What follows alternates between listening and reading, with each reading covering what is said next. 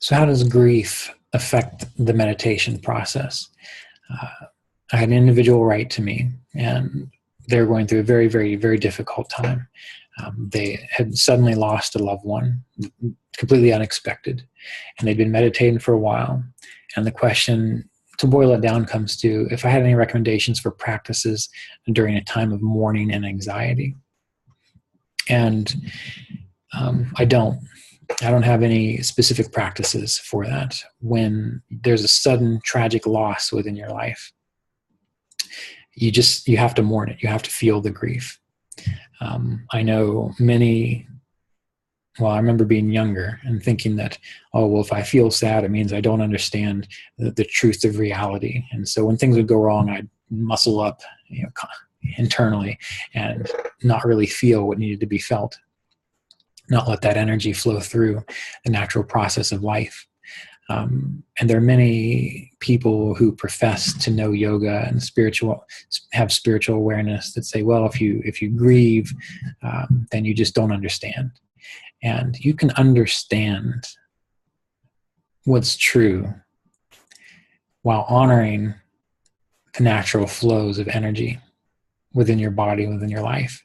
And grief and sorrow is a natural part of it as well. So what I told this person is that all you can do is feel it. If you're overwhelmed with tears and sadness and wailing and crying, let it out. Just feel it. It's completely valid. If you're overwhelmed with anxiety, well, feel the anxiety. And what I like to do is spend some time in prayer, kind of talking out loud about everything I feel, why I feel the anxiety, why I feel the sadness, why I feel the grief, why I feel the anger, to God, divine consciousness. And I state everything. If I'm angry because, why did this happen? How could God let this happen? I verbalize it, because if God is as clear and as wise and as all-knowing and as strong and powerful, he's not going to care if you express your doubts. That's a healthy thing. So I advise feeling the grief when it came up, expressing it without letting it be stifled. And if there was anger or anxiety, just verbalize it. Talk about why you're experiencing it in prayer. And this person's going to see a counselor to work with the issues. And I think that's extremely important. But even at other times when you're by yourself, one of the things I've done in the past when I've gone through very difficult situations is when I'm driving, I'll talk out loud to God and express exactly what I'm feeling. Whether it seems heretical to God or not, I express it. And what I find is the more I talk, the more I express, the more I question, the more I ask, the more clarity arises around the issue. If a person can meditate, just do simple breath awareness or simple mantra, where you're just pulling your awareness within and you're just letting yourself calm down as best as possible. Again, focusing on the breath, focusing on the mantra, just simply to give your body the chance to calm down and relax. But you might find that when you calm down and relax, that's the exact time when all this comes back up. And that's okay. Let it out. Once it passes, return back to the centering procedure. But don't force meditation. Don't think that you have to keep doing it because you should. When you're in a time of grief, a time of mourning, a time of confusion, a time of sadness, you have to honor those things. And in this person's situation, as I mentioned, it was a sudden tragic loss. So we have to, in a sense, separate out the appropriate response to sudden tragic loss versus holding on to something for years on end. If you're still working through a grief or an issue that's been going on for years on end, well, then working with a counselor will be good, but maybe doing some deeper meditation practices about how to get some sense of detachment or perspective about it so that you can move beyond it. Because there's a time for grief, there's a time for sadness, a time for anxiety, a time for anger, but when it becomes chronic, that's the problem. So you need to learn to feel when it is appropriate.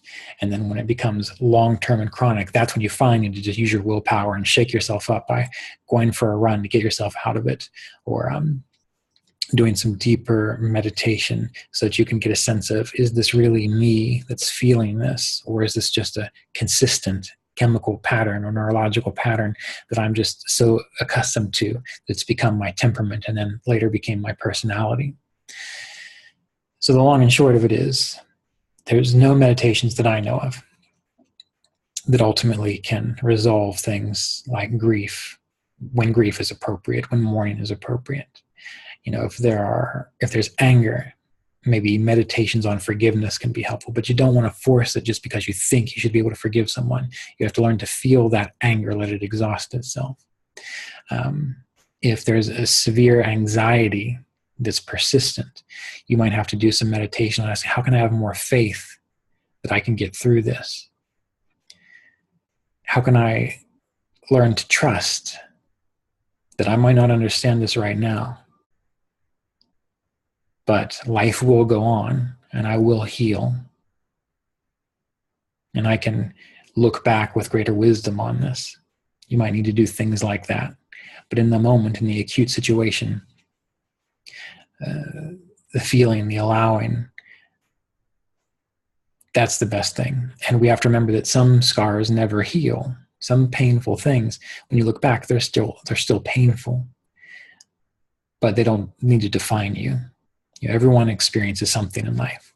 And when you have an issue occur or a situation occur where all of a sudden a major wave of grief or sadness just really comes into your life, then you start to see the fact that this is kind of common in the world. And this can develop compassion. And what is compassion? Well, I always had a hard time with this.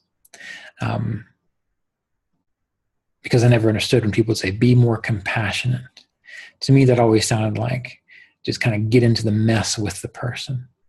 Until finally one day, one of my mentors, he's a Methodist minister, a retired Methodist minister, described to me when I was going through a difficult time period. He said, compassion, hopefully I remember this correctly, but it's still beautiful, the idea and the intention. It comes from, I think he said it came from a Hebrew word. The root was from a Hebrew word. And it means to be womb-like the baby in the womb, womb-like.